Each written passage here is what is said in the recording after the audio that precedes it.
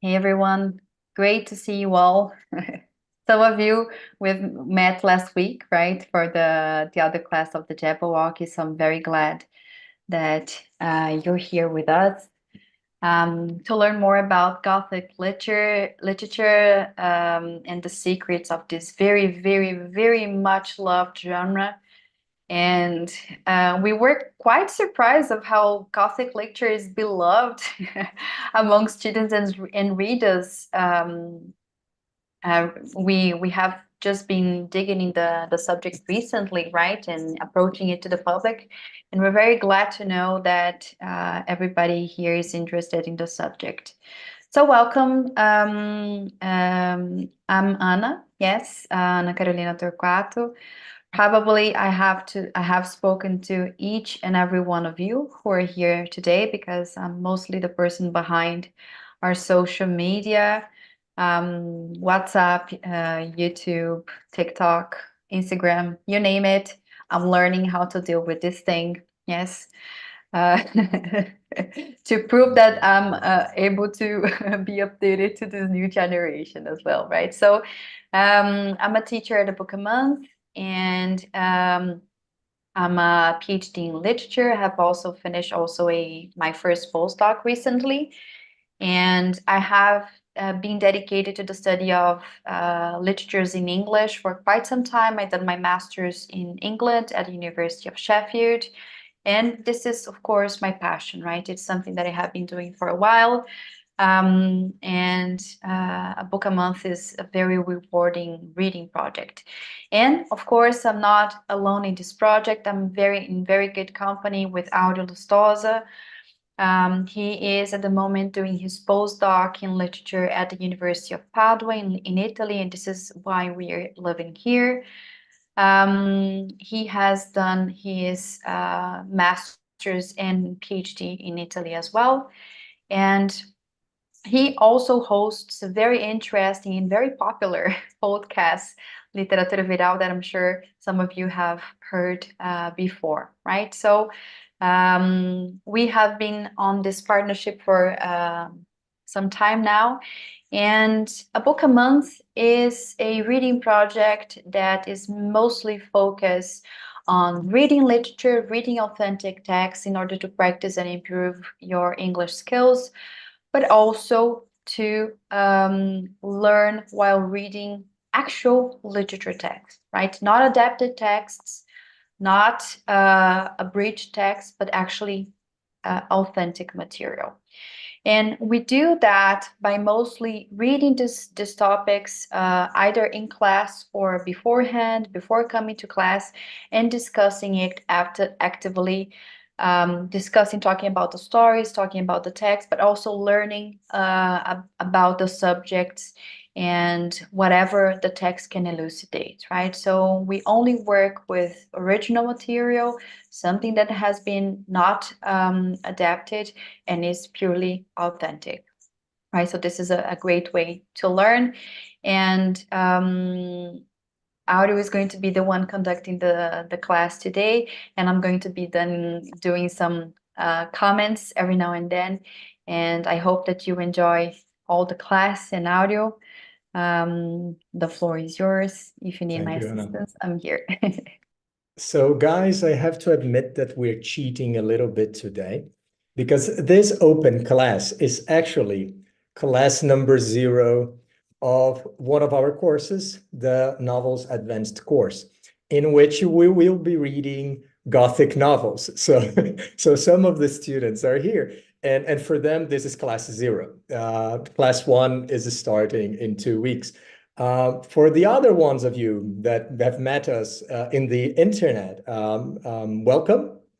This for you, this is an open class, just in which we'll be just discussing this topic. Okay.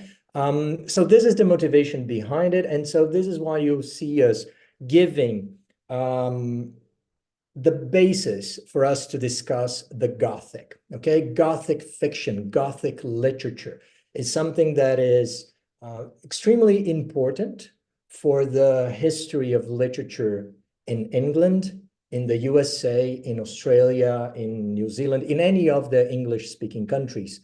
But it's extremely influential internationally. Okay, so today we will be focusing on Gothic that was written in English originally, but please do remember that there are German Gothic novels and French Gothic novels and Brazilian Gothic novels and so on. You know, the Gothic is not that does not exist solely in Europe. It's pretty much everywhere around. Okay. And so, yeah, there will be a little bit of propaganda too, because so many of our courses this semester will be dealing with the Gothic. For example, in here, you're seeing the short stories lists of authors, and a good half of them are somehow related with the Gothic, be it Edgar Allan Poe and Mary Shelley, but also maybe lesser known authors like Angela Carter or Akutagawa, right, who was a Japanese writer that was highly influenced by Poe. The same thing applies to another course, the reading class, in which, once again, about 40% of the things we'll be reading are somehow linked to the Gothic. Once again, Edgar Allan Poe and Emily Dickinson are quite obvious choices. But then Virginia Woolf, what is she doing that? Like connections with the Gothic? How come? You know, so I hope this class will clarify those things. Okay, enough of a propaganda for now. Let's start digging straight into it. And first questions first. What is the Gothic, right? This, I think every class in literature and art should always start like this, and they often do, right? What exactly we're talking about? You know, the humanistics, when you're doing the humanities, it's extremely important for us to define what we're talking about. And Gothic fiction is very difficult to define, okay? So first, because Gothic does not only apply to literature. Gothic applies originally to architecture, actually. So architecture, and it can also be used in painting, and it can be used in many different forms of art, in movies too, if we want, although we talk more of horror movies rather than Gothic movies. When we're talking about literature, we tend to use this word, the Gothic. And we could define the Gothic as related to the aesthetics of fear. So it is a work of art, in our case, literature, but it could be a movie, it could be a painting, that somehow wants to invoke fear, okay? That it wants to invoke this shadowy aesthetics, you know?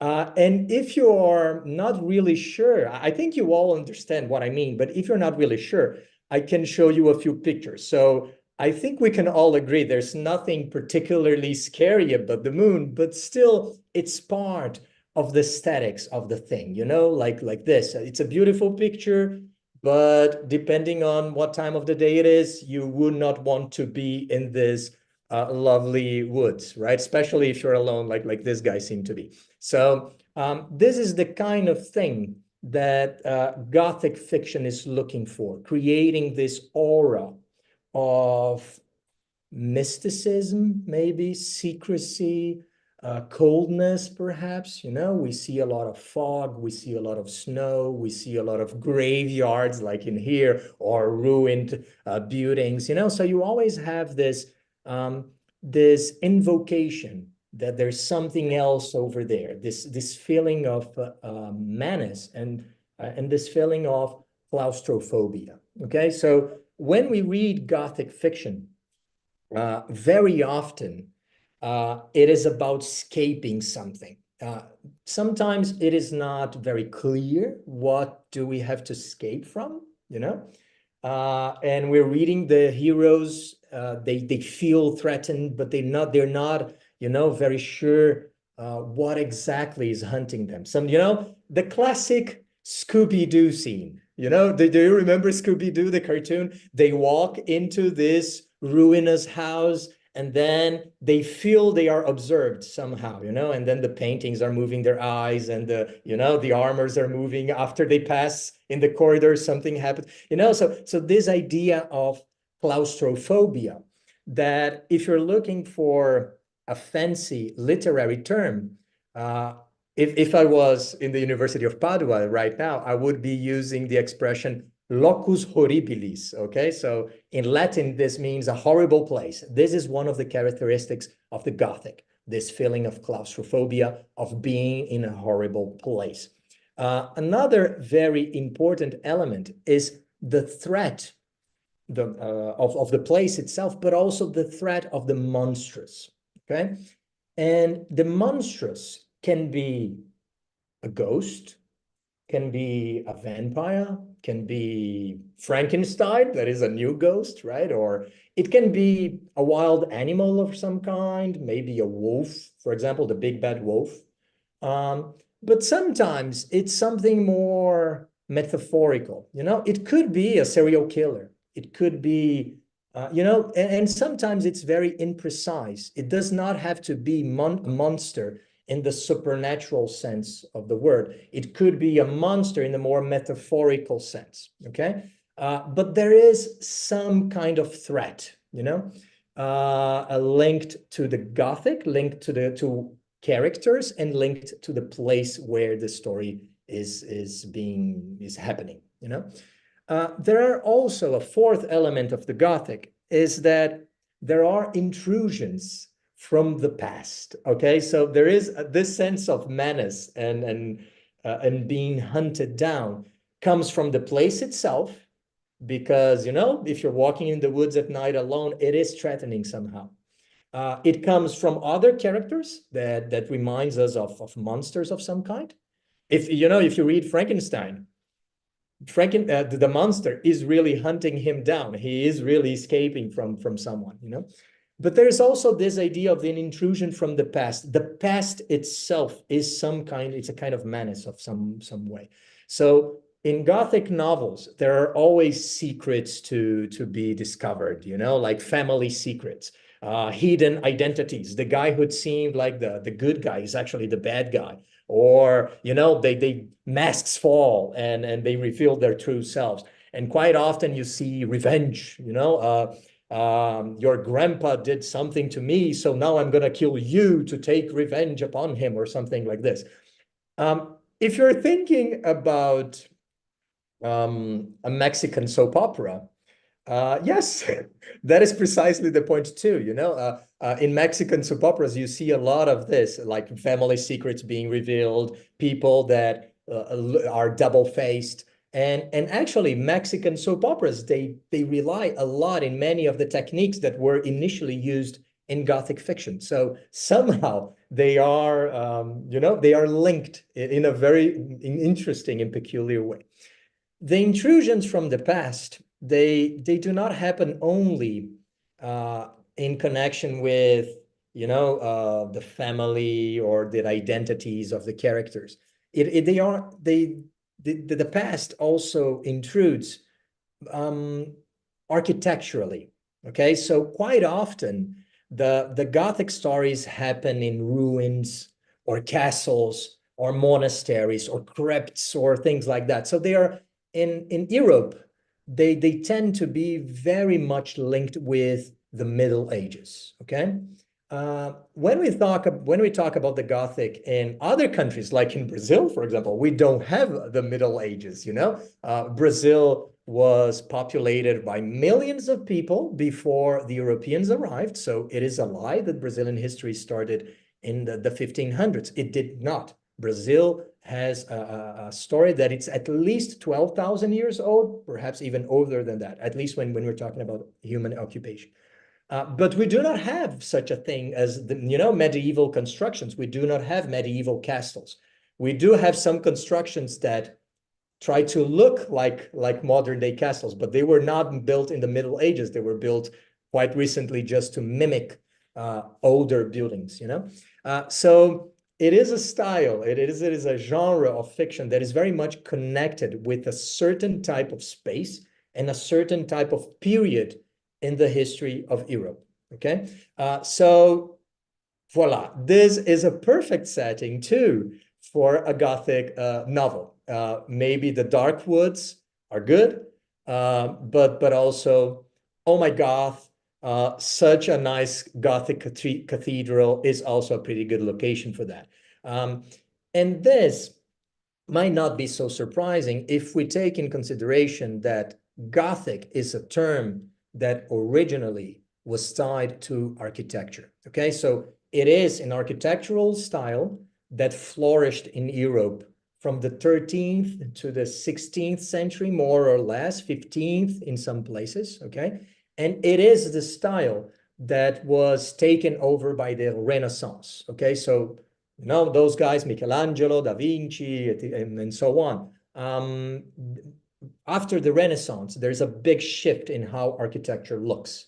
But before that, what was all the rage, what was cutting edge in the Middle Ages was precisely these structures here, Gothic architecture, okay? So because Gothic fiction is so interested about the Middle Ages, because it is so interested in ruins, in claustrophobia, in closed, dark spaces, abandoned places, naturally, Gothic fiction is quite often, set in places like these.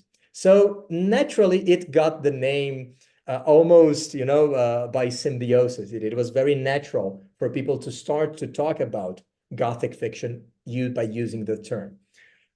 Quite often, the Gothic involves the supernatural. Okay, so when we're reading Dracula, as far as I know, there are no vampires. Okay, but maybe there are, but as far as I'm aware, they do not exist. They are a product of our imagination.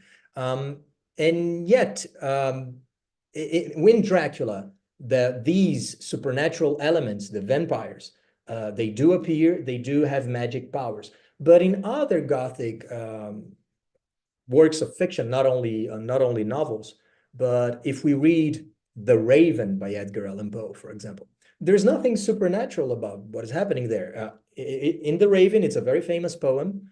The guy is thinking about his lost beloved woman, right? So he loved this woman, she died, so he's mourning, actually. He's super sad. And then this bird comes in, and then he's repeating continuously, nevermore, nevermore. So never again, right? Nevermore, a nicer way to say it. So there's nothing necessarily supernatural about that. Many birds can actually say words. And so often there is this flair with the supernatural, but it's not obligatory necessarily. What they do almost always have is a pondering, a discussion on the limitations of reason, okay? So even in Dracula, sometimes it's almost irritating, because there's so much evidence that in the novel that vampires exist, that they are looking for the main characters, but still some of the characters simply refuse to admit that vampires could be real. Sometimes even when you put them in the face of the vampire and they are being, eaten alive, still they do not really believe, So in some way, the Gothic fiction wants to flirt with this idea of what are the limits for our beliefs, what are the limits for reason, okay? And finally, nearly always, Gothic fiction is somehow related to the dramatic and the grotesque even, okay? They simply love pathos. They love drama. Incests, suicide, violence of all kinds, self-mutilation, a live burial, whatever, you name it, you've got it in Gothic fiction, Sometimes it is treated in a serious way. Sometimes it is treated almost in a ridicule way, and it's like movies by Zé do Caixão, it is so bad that it becomes good, and it kind of makes you laugh. So quite often, the limit between the extremely dramatic, the extremely heroic, and the limit in which this becomes laughable and in which becomes ridiculous, it is quite feeble, the border there, it's a fuzzy one, but it's sometimes you feel very grand, but actually the effect is more of the ridicule. So Gothic fiction is always in between both places. And sometimes it is very serious, but sometimes not so much, actually. Sometimes they're almost making a joke in a certain sense, maybe dark humor, but still, sometimes they do have humor. One exemplary, really a very good example of the topoi, okay, the very common features of Gothic fiction is this short story by Edgar Allan Poe, The Cask of Amontillado. If you haven't read it, I highly recommend it. It's one of my favorites. One of our open classes a few months ago was about this text, so you can find it in our YouTube channel too if you're interested. And in this story, you have everything you need for a good Gothic story. It is happening in Venice, okay? The medieval city par excellence, right? This city of decadence, very tiny, tiny streets, very dark streets, the city of the carnival, right? So the idea of the carnival, it's connected with masking yourself, because in Brazil, carnival means you take off your clothes, right? In Venice, Carnival is also happening in February. So, but here is winter, right? So it's cold. So you're actually putting clothes and putting masks, right? So you're masking yourself. You're hiding your identity. The carnival comes across also as a time of drunkenness and maybe debauchery, to use a nice word. And so all of these elements of gloom and doom that are so loved by Gothic fiction. So we have two characters that are enjoying themselves in Carnival in Venice. And one of them invites the other to go down the catacombs of his noble house. So he's living in a kind of a castle within Venice, which does not exist. But anyway, he's living in a sort of a castle, and there are catacombs. And so he invites the other one. His name is Fortunato. So he invites his friend, let's go down to the catacombs to get some wine. They're both drunk.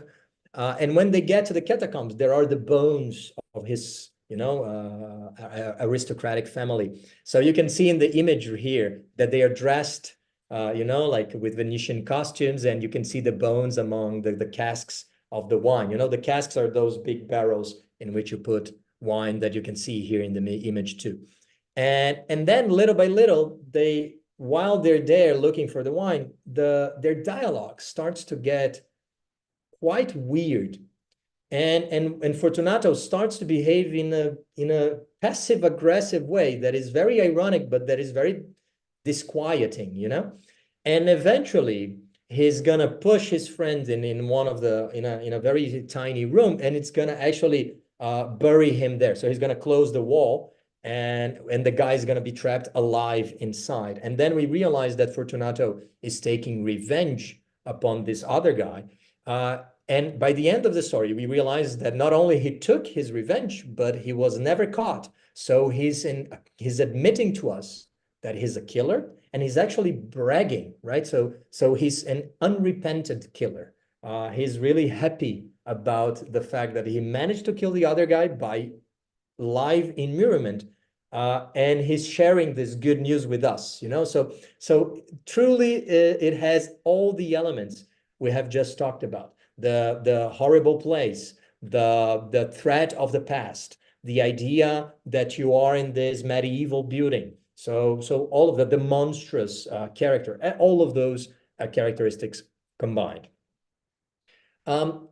Interestingly enough, now if we're moving to the history of the genre itself, now that we have defined it, the Gothic is one of the contributions of English literature to global literature, okay? It was born with this set of characteristics. It was born in England, and what is often considered by literary critics, and I do agree with this, with what I'm going to say now. Literary critics usually consider that the first Gothic novel was written by this guy here, Horace Walpole, okay? So he was a man that lived in the 18th century, okay? 18th century, the age of reason, Voltaire is alive, and Diderot, and, you know, the Enlightenment is going on in France and everything. And this guy decides to do the precise opposite. Rather than celebrating human reason, science, and everything, he decides to actually write a novel about darky, gloomy, old churches from the Middle Ages and the terrible things that are happening inside them, okay? So interestingly enough, he was an extremely wealthy and extremely well-placed within British society. Nowadays, you'll find him called a writer, an art historian, an antiquarian, and he was all of those things. But he was also the son of England's first prime minister, okay? And his dad was the most powerful man in English politics for 21 years, okay? So not a bad place to be, okay? This meant that not only he would eventually later on become a member of parliament himself, but when he was about 18 years old, he took 2 years off, actually almost three, to do the Grand Tour, okay, the Grand Tour, as they call it. So he traveled to Italy. Remember, back in the day, it was not easy to contemplate art if you did not come to the place, you know. Books would not be good reproductions of how the Mona Lisa looks like, for example. You would have to try to go see it for yourself. There's no TV. There are lots of limitations for your education. And so it was common among the British aristocracy that at some point, especially men, they would take a year or two of vacations, and they would come to France and Italy, especially, sometimes to Germany too. But Italy was always on the itinerary, and they would be traveling around. They would likely learn Italian. They would be sorry. They would be contemplating art in Florence, in Padua, in Venice, and so on, okay? So he did this for 3 years, not bad, okay? Traveling France, Switzerland, and Italy. Eventually, he had to go back.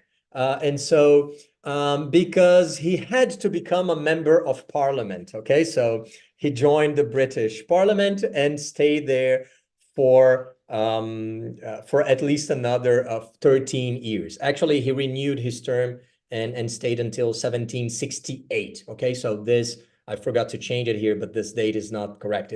He became a member of parliament in 1741, and he stood there until 1768. So for 27 years, he was a part of the parliament. Okay.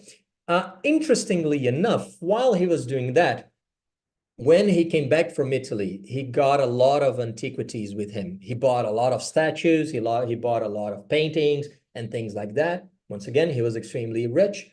And he actually constructed, through the rest of his life, one of the greatest collections of medieval and ancient art in the UK at the time. And since he had so many great pieces of art, he wanted to construct a kind of a house museum in which people could come visit him and see his art collection. And so he created what is called nowadays Strawberry Hill House. So he planned himself, he drew how this house would look like, and started construction in 1749. And he worked on it for 48 years. So for the rest of his life, he was fully dedicated to constructing this place here, this house, okay? It is brand new, but it's constructed as if it was something from the Middle Ages, you know? It is not a castle, do you see this tower here? Castles have towers because they can be attacked. And so towers are used for defense. This house is not going to be attacked, so you don't need a tower, actually. But he needed one. He loved the Middle Ages so much that he needed a tower. He needed all these Gothic arches and all of those. Look at the windows. They're also very much in the Gothic style and so on. So he decided to construct this architectural creation of his, really a fantasy, okay, that he called Strawberry Hill House. And inside, it's as spectacular as that, okay? So the outside is pretty cool, but the inside is even better, you know? And it does look medieval. Yes, Anna? No, I was just going to say that we visited Strawberry Hill House, was this year, right? Earlier this year in January. Indeed, yeah. And I posted a video on Instagram showing you some pictures. I don't know if you saw it, but I'm going to reshare it again so you can see it. And of course, I had to add like the background music of Lana Del Rey, because if Horace Walpole was live nowadays, he would, of course, listen to this very goth kind of music type as Lana Del Rey. And people, if you notice the flight stairs that you see here on the bottom left, you will see that like this is the right entrance to the house, and they have like these figures on top of each of the poles of the masts of the stairs, and each of them, they are positioned in a way for as you go up, you have the impression that they are turning their heads to look at you. So it's very much like Scooby-Doo, as Ari was saying before, but also very scary, and gives us the idea that we are entering a world which would, at any time, something supernatural is going to happen. So the right thing that he experienced in his novels, he's also synthesizing in the architecture that we have in the place as well. Yeah, you can also see his library here at the middle section, right? And you can see also the books themselves are, you know, are also fitting what we would expect from the Middle Ages. Although I repeat, this looks old, but this is brand new. This is not medieval at all, you know. But that was not enough for Horace Walpole. He also created his own publishing house just because he had the money and he wanted to publish his own books. So he wrote a book and he self-published at his own place that looks like a medieval castle. And he wrote this one book called The Castle of Otranto. Otranto, or Otranto in Italian, Otranto in English. It was published in 1764, so 15 years after the construction of the house started. And it's very much the same thing in letters, you know? So if this is what his architectural Gothic imagination was creating, this novel, The Castle of Otranto, is his equivalent in literature. Okay, so it took me a long time to get it here, but maybe you were wondering, why is audio showing me this place? Beautiful house, but what is the relationship to the Gothic? Pretty profound, actually, because when he publishes the Castle of Otranto, this is the first page of the very first edition, okay? So you can read with me here. Can you see my cursor? Is it, yeah? So you can read it here with me. The Castle of Otranto, a story. Okay, not a novel, not a romance, a story. So there is the idea that this is a real thing. Okay. Moreover, he does not sign the book. He wrote it, he created it. It's a fake. Okay, it's completely fictional, but he calls it a story as if it was a real story. You know, if this was a movie, it would be, you know, in the first images, it would be said, based in true life events or something like this. Okay, so he is creating the very same effect by calling this a story. And moreover, he pretends that he did not write it. He actually translated by, and then it was translated by William Marshall, a gentleman. So this is his pen name, right? So his pseudonym, from the original Italian of Onufrio Muralto. Okay, Onufrio. Never met an Italian with that name before, but still somehow. So he's pretending that he found a manuscript while he was in Italy. This manuscript was telling us a true medieval tale. It was written in Italian, and so this guy, William Marshall, translated it into English and published it. And you can see the publication date here. It's actually saying 1765, but it's wrong. It was published in 1764, okay? And so he actually lies to the public. He's saying that he translated this work, but it's not a translation. It's his own creation. Very much like Don Quixote. Don Quixote is exactly the same thing, okay? Cervantes pretends that he did not write the Don Quixote. He pretends that he's translating from the Arabic. Exactly the same thing, okay? So this book is playing out the card of the found manuscript. This is so common in literature, so common in movies. And his idea is the fiction is that the fiction is not a fiction, okay? So while we're reading it, he's trying to fool us around as if it was true, but it is fictional, and we know that it's fictional, but he's pretending it's not, you know? So he's playing around with us in the very same way in which the Blair Witch Project, A Bruxa de Blair, played around with us. If you grew up in the 90s, as I did, you were probably terrified of this movie. Because when I watched this trailer, I think I was like 10, and 10 or 12 or something like that. And I watched the trailer in the movies, and what they said is this was a real thing. These students, they went into the woods to make a documentary, and they disappeared, and then they found the tapes. And then when they watched the tapes, there was this horrible story over there. So they published it, and it's all real. And so for me, this was proof that magic existed and witches were real. This was actual proof, you know. I was naive enough to believe in what they were saying, right? And so this is very much the same thing that is going on here, just literary, okay, rather than cinematic. Can I go on? Is everything okay? Yeah. The book was a tremendous success.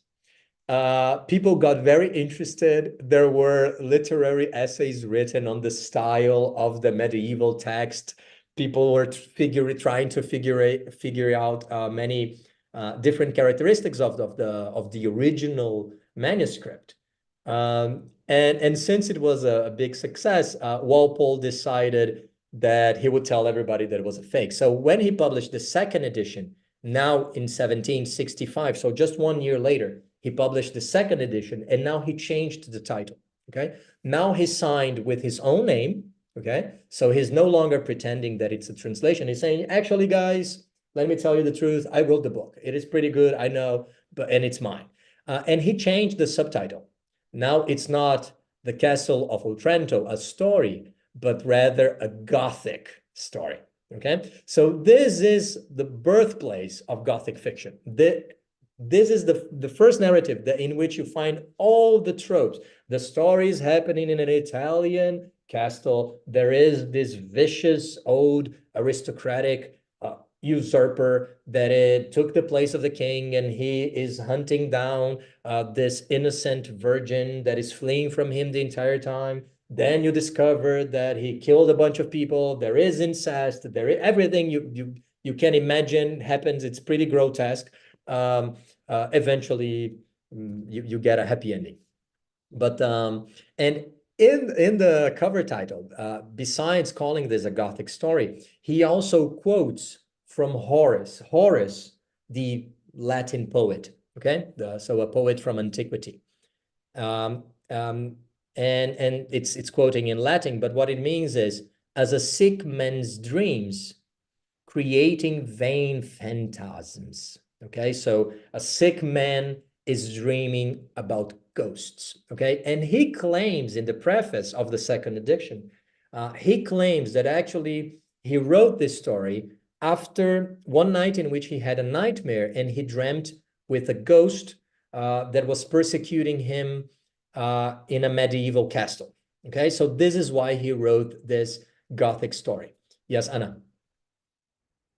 I think Horace Walpole read too much Shakespeare, right? Because this is pretty much the plot of Hamlet, right? Hamlet starts reading this opening scene where we have Hamlet coming back to his castle in Denmark to see his parents because he has heard that his father was murdered, and then his first encounter when he arrives in the castle is with the ghost of the father, right? So this is pretty much either he thought that people wouldn't recognize the metaphor, or he was trying to establish a dialogue with Hamlet and Shakespeare himself. Yeah, and give himself quite a lot of self-importance too, right?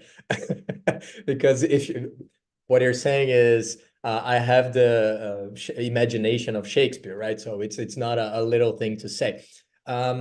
He was in fact so proud of his book and of his house that look again at the painting that I showed you guys before. So this is him dressed as a lord, you know, as a member of parliament. Okay, he would be wearing a wig, but I think this is his real hair, but he would be placing the wig on top of it. But look of what he has in his hand. Okay, he's holding a book, and this book is the Castle of Otranto. Okay, and if you look at the back, through the window, you can see a house, and you can see, uh, you can see this house probably is quite familiar now because it is pretty much this one here. Okay, so Strawberry Hill House, his Gothic home, this mixture of a house and a museum, and also his books, his book are both accompanying him in this portrait, and portraits are very expensive to make. They're very time consuming to create. So it's very different from our modern day and age in which we have so many pictures of ourselves.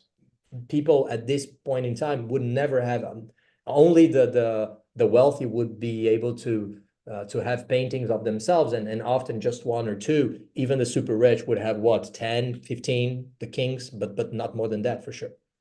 Okay. This book will create quite a long trend. One of them is the usage of intricate language. Okay, so you can see here little Edgar Allan Poe saying, "Oh, mournful and terrible engine of horror and crime, of agony and death, not asparagus again," So Poe is not so easy to read because his language is quite intricate. His quite refined grammar. It's not the easiest one. He uses very precise vocabulary, and he does that on purpose. Okay, precisely to create this idea of a gloomy, claustrophobic environment. Another thing that Gothic fiction will be doing a lot is creating contorted narratives, stories within stories, or you're reading the letter, the character receives a letter, and then you read the letter, and then he writes in his diary, and then you read the diary, and then somebody else tells, so you're always finding this. And then sometimes when you read the diary, he's telling a story within the diary. So there are all these games of tales within tales. Okay, and this kind of distortion of reality that you see here in Poe holding this nice ball here.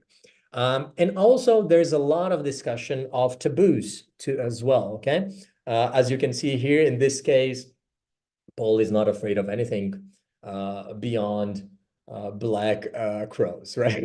Blackbirds, but quite fearless guy. And there's a lot of discussions of taboo in the Gothic, and especially sex. Okay, you all know that in the 19th century, you could not talk about sex in English in England.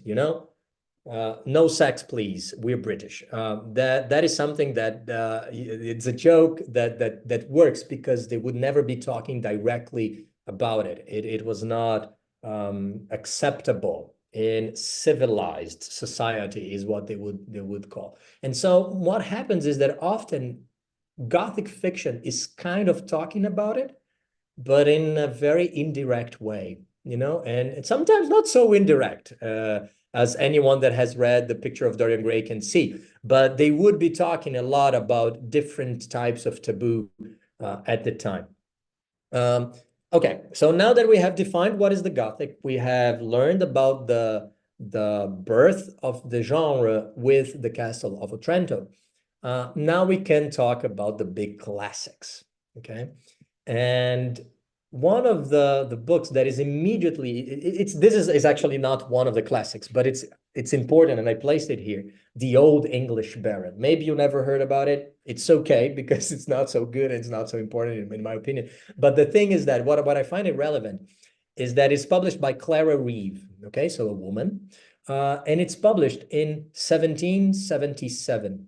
So about a decade after Walpole, okay, after the Castle of Otranto. So you can already see that the Gothic is about to get going, and it will become increasingly popular. Another extremely popular Gothic novel will be published about 20 years later, The Mysteries of Udolpho by Anne Radcliffe. Okay, this one, a big classic, very important. All the books by Radcliffe were Gothic novels. And so the genre will start to accelerate and get more and more attention, more and more, discussions and really to spread around. And it will reach the apex of this process after we get to the 1800s, Yes, Anna. And I am just finishing reading The Mysteries of Udolpho. It's a huge novel, like it's very lengthy. I think that in terms of maybe around 26 to 30 hours of reading, right? If you're listening to the audiobook, so it's lengthy as hell. But it's actually a page turner, right? Which is something that is very nice, because I actually, when I started reading this book, I thought it would be not as good as it actually is. It's very much based on plot, but it carries all the kinds of aspects that Ari was speaking about before. The idea of the chase, there's always like somebody chasing the leading lady. And then we have like a leading lady, a girl who is taking the lead of the actions. It's set abroad, first in France and then in Italy. And then it's full of the idea of the Gothic. She talks about it, right? She uses the word Gothic when she's talking about the landscapes and the abbeys and the castles. And Anne Radcliffe, because of everything and all the details that she's exploring the story, and actually she is catching a lot of attention to her book.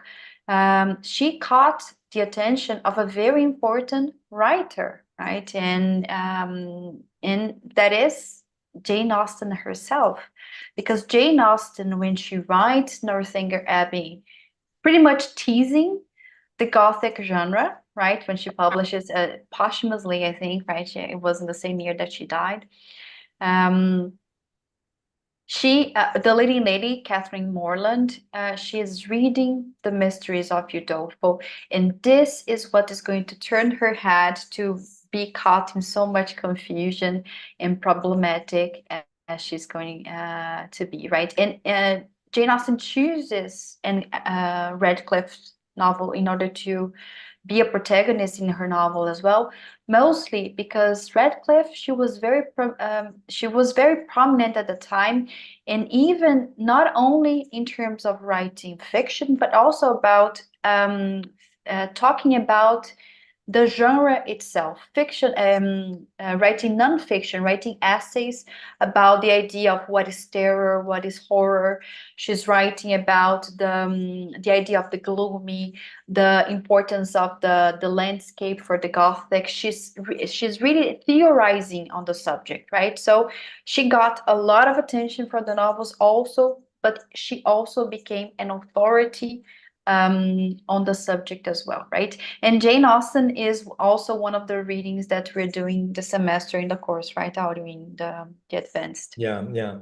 And by the time she writes Northanger Abbey, you see, it's an abbey, so it has the name of this, the Castle of Otranto, the Mysteries of Udolpho, that is a city. Northanger Abbey is also the name of the place, this horrible place, medieval and so on, which is not horrible at all. So in this story is when Jane Austen is writing this book, the Gothic has already 50 years of age, and so it's already established. All the tropes, all the common characteristics of the genre are already very well established. And now Jane Austen was not a fan of the Gothic, and so she wrote this novel to make fun of Gothic novels. So this is the original Scooby-Doo right here. The main character of this story is fascinated, she loves Gothic novels. She's reading The Mystery of Udolpho, as Anna was saying, but she's not living in this terrible world of the Middle Ages and persecution and oppression and everything, but she thinks she is. So she finds herself in so much trouble all the time because she's seeing murderers and vampires and all around. It's a way of Jane Austen to really make fun of this genre. And you know that in our time, in contemporary times, we actually blame Disney for our very unreal relationship patterns that we invent in our heads, like concerning romance and the idealized men and women and etc. And of course, in the age of Jane Austen and Anne Radcliffe, the guilty ones were the Gothic literature, because all of this idea of the prince who is going to save you, riding a white horse in the middle of nowhere, and is going to open the door to your carriage and hand you a letter, and you're going to be thrilled and smitten, and it's going to be something amazing that you're going to sigh for years, right? And this is exactly what she's teasing a little bit. Catherine Morland, her leading lady, right? And also the genre itself, because it elucidates this idea of the romance and every other thing, right? Yeah. And although Jane Austen is making fun of it, the Gothic is not really concerned. The Gothic just goes on developing. The genre has a very interesting and varied history. And one of the great masterpieces of the genre is published just a year after Northanger Abbey, Frankenstein, right? Or The Modern Prometheus by Mary Shelley. This is also extremely important because it is connecting Gothic fiction with sci-fi, right? So with science and so on, which is not something that you would find before Mary Shelley, but you do find afterwards, this amazing narrative. Later, more or less within the same period. So Frankenstein is published in 1818. In 1827, Edgar Allan Poe starts writing in the US his short stories. He will write for the good part, for the best part of 2 decades. Okay, so he's going to write until 49 for 22 years, and publishes so many, not only short stories, but also poems, right? He did not really write a lot of novels. Okay, he wrote only one real novel, and it has many Gothically inspired incidences, but it's a bit different too. But all of these, all the ones we talked about before, are novels. They are lengthy books. They have like 300, 500, 700 pages in the case of The Mysteries of Udolpho. Edgar Allan Poe turned that on its head, producing very tiny texts, really short stories that are sometimes 5 pages long, sometimes 20, but definitely much smaller, okay? And this kind of set a trend. Even Mary Shelley herself was decided to write short stories that were also dealing with the Gothic. So this is one of them, The Mortal Immortal, that is published in 1833. This is one of the stories we will be reading in the short stories course, The Mortal Immortal. There are also a few other texts that do not share all the characteristics we have discussed so far, but which are always thought of in relationship to the Gothic. So a very good example is Charles Dickens, okay? A Christmas Carol. This is the first page of the first edition, A Ghost Story of Christmas, okay? So, and the Christmas Carol is not taking place in a medieval a medieval abbey or a church or whatever. But so there are a few differences, but still the language is quite florid and refined. we do have certain elements of the supernatural dream. Scrooge is being hunted by ghosts that are, so many of the elements are present. And the same thing applies to two great masterpieces that are published in the same year, Wuthering Heights and Jane Eyre. And you thought they were written by Emily Bronte and Charlotte Bronte, which they were actually, you are correct, but this is not the name that was originally at the title, okay? If you have a look at the first page, I've only chose first editions, okay? So we're always looking at the first page of the first publication. Wuthering Heights, a novel by Alice Bell, not Emily Bronte, but Alice Bell. And then Jane Eyre, an autobiography, not written by Currer Bell, but rather edited by Currer Bell. Yes, Anna. No, it's just like we were preparing the class today, and we were just like very interested in the story behind the publication of these novels, the Bronte sisters, and also about something that I think you might have noticed, that most of the stories that we have quoted so far were written by women, right? And it's a fact that women, they were a huge presence in Gothic literature. They contributed very much to the development of Gothic literature. I was going to talk a little bit more about the Yeah, no, Bronte I'm just sisters. counting here. Okay. The Old English Baron by Clara Reeve, so one woman. The Mysteries of Tofu, Anne Radcliffe, two. Jane Austen, Mary Shelley. So the first guy, and then Mary Shelley again. Dickens, and then Emily Bronte and Charlotte Bronte. So you can definitely see 6 of the 8 we've seen. And we're also missing the other Bronte, which is not who is not mentioned here, Anne Bronte, right? So if you notice the pseudonyms that they have, Alice, Currer, and Acton of Anne, Currer of Charlotte, and Alice of Emily, they created the last name Bell to be their pseudonyms, but all of the first names, they were based on the first letters of their original names, right? And something really interesting about the publication of Jane Eyre, for instance, which is one of the most important novels of the genre, is that it has coined this idea of being an autobiography. And the history behind the publication of this novel is that Charlotte Bronte and all the Bronte sisters, they wanted to detach themselves and keep their privacy while they were publishing the stories. Because, of course, people, if you have an affair with your boss, as Jane Eyre had with Mr. Rochester, and Charlotte Bronte, she was a governess herself, and this is called an autobiography, then people would assume that she herself, she used to have an affair with her boss, and start to speculate about the lives, and maybe even carry some like actual problems for their life. So they always wanted to keep their privacy, but at the same time, they were introducing a subject which is very dear to the idea of the Gothic as well, which is the coming of age story, right? An autobiography is per se an idea of telling the story of the development of someone, right? The life, the being born, and then what happens in the life of this person, but also the achievements and whatsoever, right? And so it is also for a coming of age story. So all of this interconnection between genres, they are being present here as well, right? And Wuthering Heights also is a great example of a Gothic novel.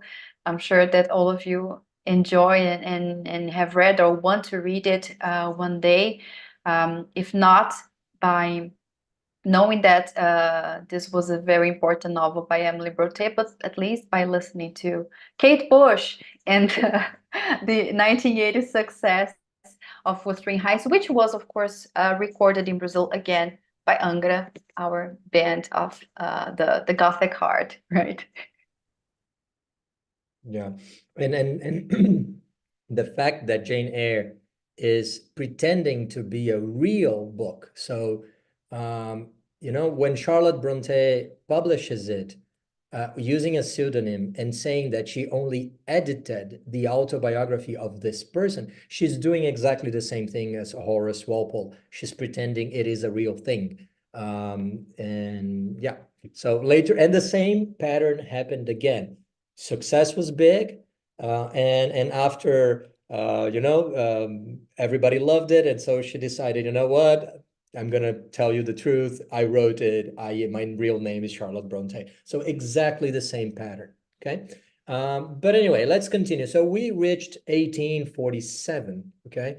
Then we're gonna get, in a few decades, in 1886, we're gonna get another very well-known stories, The Strange Case of Dr. Jekyll and Mr. Hyde, that is continuing the tradition of Frankenstein, of combining the Gothic with the sci-fi.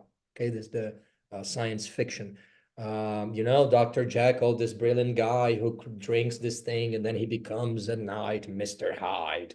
That's terrible. So once again, the double identity, the good and the evil, and so on, the hidden threat, the claustrophobic place, etc., etc. Okay, a similar thing will happen in 1887 with Dracula, published first in newspapers and then in a book. This is something that we have to take in consideration too. Most of these books were first serialized in newspapers. So actually, you would read one chapter every week for a quite long period. You know, Dracula has what, 500 pages at least?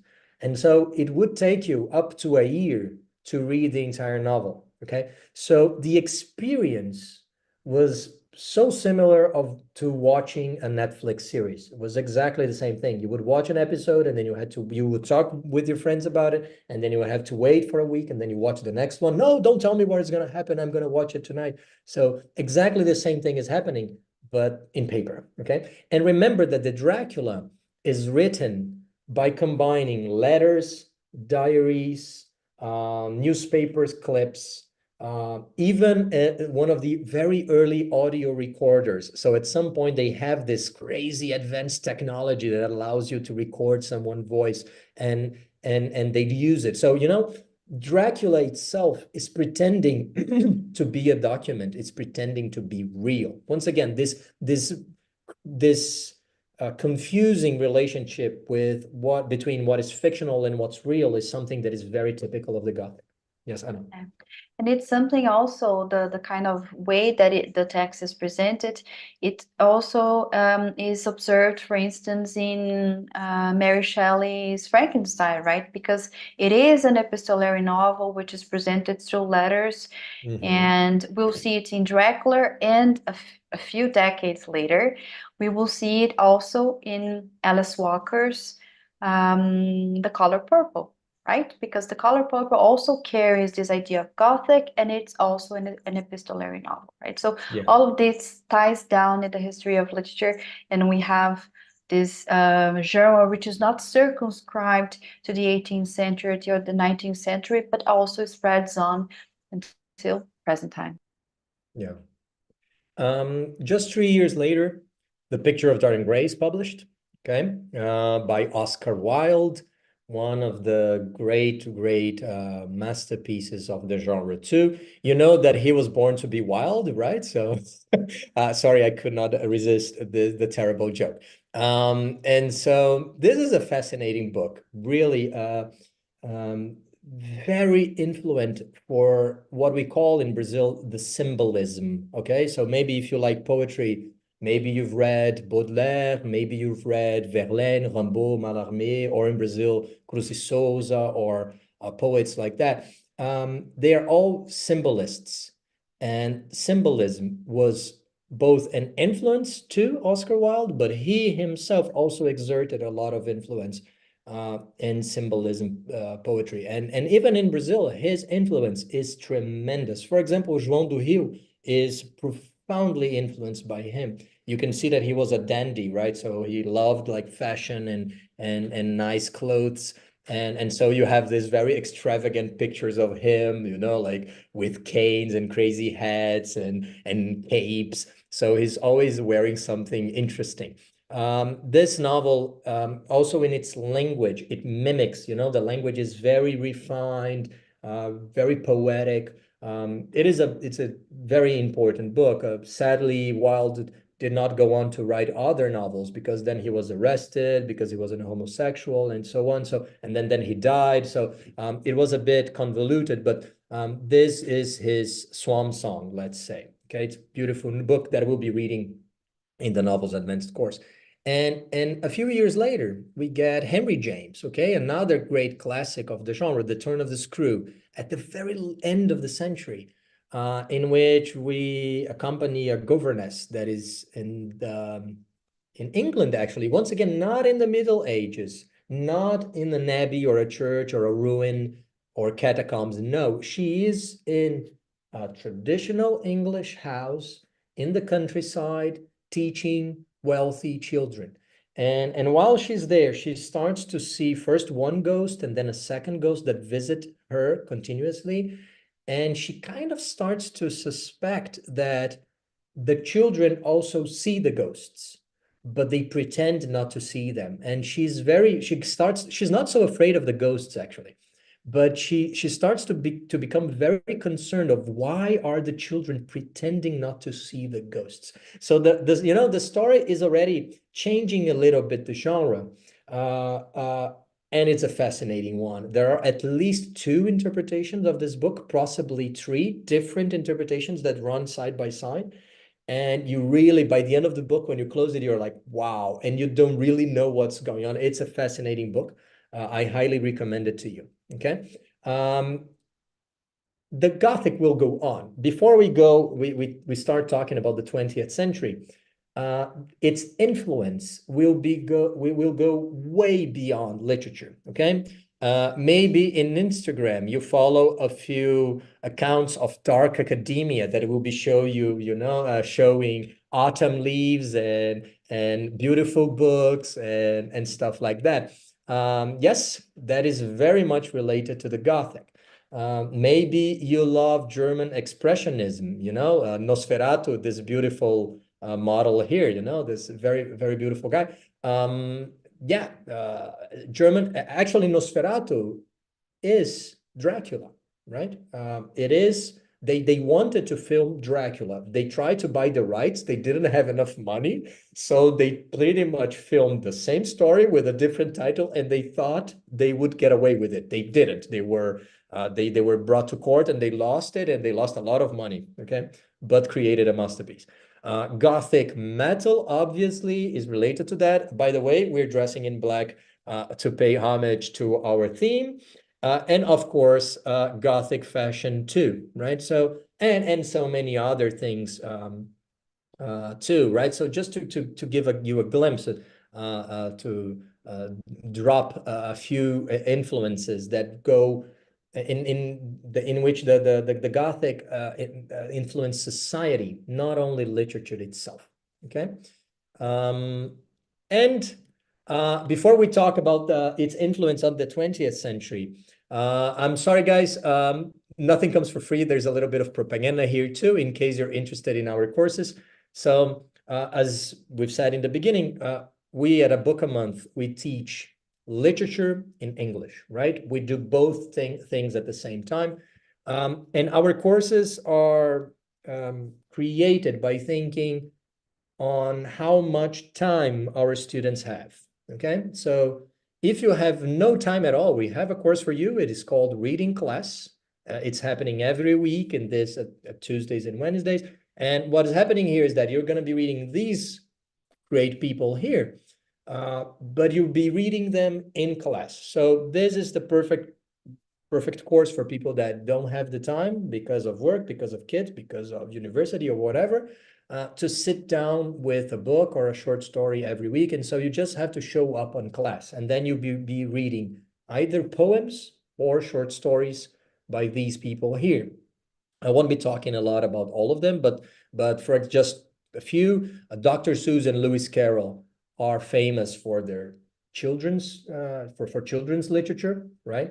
And some of them you recognize from this class, right? Alice Walker, Edgar Allan Poe for sure, Emily Dickinson, an amazing poetess from the US, Oscar Wilde, obviously, we just talked about him. But maybe you are surprised by the presence of Virginia Woolf in here, because she is the woman who wrote, Mrs. Dalloway. She wrote Orlando. She wrote, the Waves, these great literary modernist masterpieces that are not at all connected with the Gothic. And so you might be a bit scandalized of us selling her here as if she was a Gothic writer. And you're right, she's not a Gothic writer, but she did write Gothic texts. And one of them is A Haunted House. Okay, so a very tiny short story. It has like 3 pages in which she's applying modernism, the techniques, the flux of conscious, the interior monologue, all the different shapes of narration that she's famous for. She's applying those modernist techniques to a Gothic topic, to a ghost story. And then you get a very beautiful result that is typical of Virginia Woolf. The woman did not know how to do a bad job. It's as simple as that. So this is one interesting combination that the Gothic will have in the 20th century. It will blend with modernism quite easily. Okay, William Faulkner, for example, to mention someone else that is a profoundly modernist writer, very difficult to read, completely crazy, but his themes are profoundly Gothic too. So this combination of Gothic and modernism is definitely not only possible, but exuberant and common even. And another of our courses is the short story course that is taught for people that have enough time to read maybe one short story of up to 10 pages a week. So maybe if you have 1 hour of free time, you could read a little bit and come to class every week, and then you'll be reading these people here. Okay. Many of them are great classics. For example, Catherine Mansfield, maybe she's not so well known, but one of the great writers from New Zealand, or Ralph Ellison, who wrote Invisible Man, one of the great novels of 20th century USA literature. They're not Gothic, they're not writing about the Gothic, but we will be reading other things too. But the others, many of them, Mary Shelley, Edgar Allan Poe, Angela Carter, Flannery O'Connor, they're definitely profoundly linked with the Gothic. And so maybe if you're not familiar with Flannery O'Connor and Alice Walker, they are writers that are commonly referred to as writing Southern Gothic. And this is a type of Gothic that was created and it developed in the USA. And we do find a lot of Southern Gothic style in Brazil too. And it's related not so much with the threat and the menace of the Middle Ages, of monsters, but rather of real life of people, actually. So when you're reading Flannery O'Connor, there is no, once again, no abbeys, no churches, no nothing like that. And everything is at our modern day and age. The threat of the past, however, is the threat of slavery, of the oppression, of an oppressive system. And you do find a lot of monsters, but they are serial killers, and they're real people. They are not Frankenstein or vampires or things like that. So those are two characteristics of the Southern Gothic. And Alice Walker, who's still alive, I believe, and Flannery O'Connor are two of its great representatives. We'll also be reading in the short stories two authors that are not writing originally in English, Akutagawa in Japanese and Primo Levi, who writes in Italian. And we do read a little bit of translation because we want to read literature from all around the globe. And these guys are truly amazing. So we have a compromise to present our students with great literary quality too. So mostly in English, but also in other languages sometimes in translation. We'll be reading also contemporary writers like Susan Sontag or Angela Carter. And she is also working on a different combination here, because she gothicizes again the fairy tales. So she wrote many books. One of her most famous is called The Bloody Chamber. You can see from the title, The Bloody Chamber is already quite gothic. And she's retelling the fairy tales by using a feminist perspective.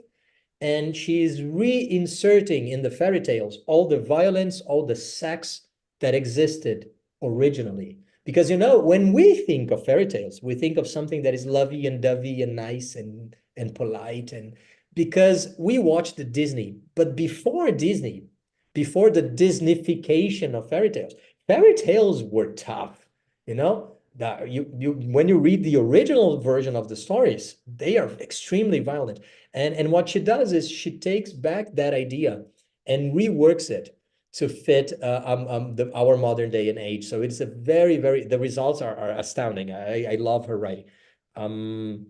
Anyway, if you want to read a book a month, really, and you have a little bit more time, you could try the course Novels Intermediate. Students read about 30 pages a week. We'll be reading those books in here. Anna, would you like to comment anything? Sure, sure.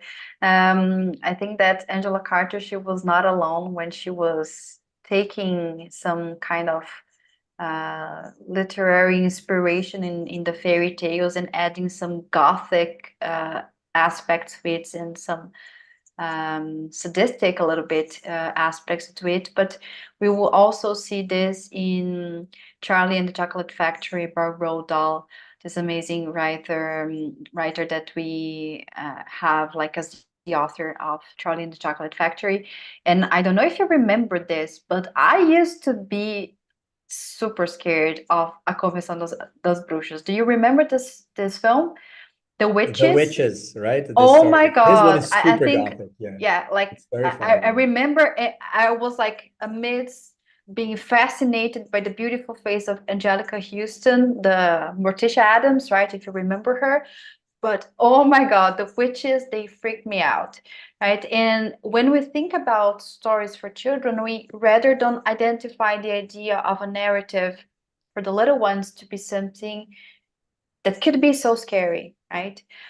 Or that could be that could have like some elements that we're just like, oh my God, what is happening here? And although Charlie and the Chocolate Factory, to be fair, it's one of the mildest ones, one of the softest in terms of gothicism, it actually does also have the same kind of vibe that we see, for instance, in other stories by him. Willy Wonka laughs when the children they are being punished, right? And this is one of those things Yeah, it's that quite sadistic. yeah, he is sadistic, right? And I'm not smiling because I always have to say this when I talk about something that is bad. Always in class I'm laughing, but it's not because I find it amusing people. It's just because it's ironic, right?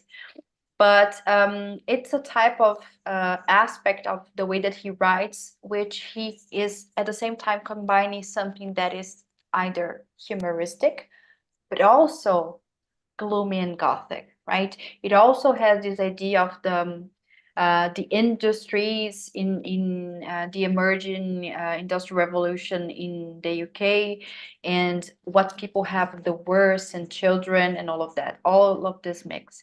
The same thing goes for Lewis Laurie The Giver, which is a dystopia which starts as being presented as a utopia, right? And it's a kind of story that is very fascinating because it's also aimed at young adults. So the frightening, it also can be experienced by the young adults, which is something nice. All adolescents and teenagers, they like to be scared. Otherwise, they wouldn't go to the cinema and watch films that they weren't allowed to in the first place, as I used to do when I was a teenager.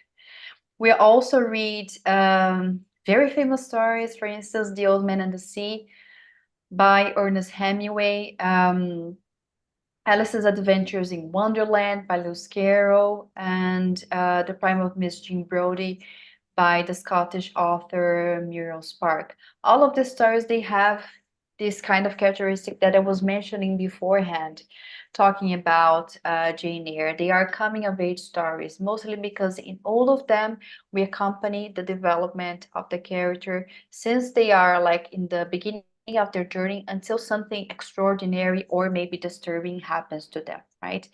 And the stories, they are very interesting. I'm thinking that you will enjoy it as well, and they serve as basis for other things that we're reading this semester as well. Yes, audio. And finally, we'll be finishing in just 2 or 3 minutes, guys. Our last course is the one that I've mentioned at at the start of the class, Novels Advanced. The reason why we're having this Gothic, teaching this Gothic class, it happens, the novels courses, they only happen once every other week, right? So only twice a month, because you have more reading to do, right? So it decides on what is your approach and what exactly you're looking for. And you'll be reading those. The first three we have already discussed by talking about the Gothic, but maybe you know Samuel Beckett. He won the Nobel Prize in Literature. He's quite influential when we talk about theater. But I would guess that most of you never heard about John Lindsay. Okay, Picnic at Hanging Rock, this great novel. She's considered one of the greatest Australian writers, right? So we really want to discuss authors from all around the globe, and this is why we decided to talk about her. And this one is it's a mixture of journalism and Gothic fiction, because she's basing her story on the disappearance of a few girls when they go out for picnic during the school goes out at a field trip, and then these three girls, I think they disappear, and then they start to search for them, and it is a fascinating reconstruction. So you have this combination of Gothic and journalism, which is very peculiar and weird, you know, and it's delightful, really an amazing book published in the 1960s. Finally, if you think you would need, maybe you're thinking, I can't handle all of these classics, I could not manage the original. If that's what you're thinking, we do offer English classes too. They are created in connection with the readings that we're doing in the other courses. So the idea is precisely to fast track our students to work on vocabulary, on grammar, to help them out, to allow them to really enjoy the original texts by themselves. Those are that is the timetable. You can find that in our website and on Instagram and everything. Our students have free access to any of the classes. So if you're in the short stories, you could come either in the one that is happening in the afternoon or the one at night, or if you are in the novels advanced, you could come on Saturday or on Thursday. It doesn't really matter. You can use it as you please. And finally, the prices, courses that are happening twice a month costs 150 reais, and those that are happening weekly cost 250. If payments are made in a one-time payment, if you pay the entire semester ahead, you have a discount, and if you decide to do more than one course, you have a very good discount, sometimes up to 80%. So you can look in which ones you're interested in, you can have a look at the price list and everything. Finally, once we get to the contemporary literature, the Gothic will really branch out. You see the combination with aliens, for example, when we're talking about Lovecraft, the Call of Cthulhu. You see a remaking of Jane Eyre in a different way with Rebecca by Daphne du Maurier. You will see Toni Morrison, a Nobel Prize winner, writing Beloved, this beautiful, nostalgic story about an enslaved woman that sees the ghost of her child, you know, and once again, very much to discuss about racism, about the oppression of slavery and so on.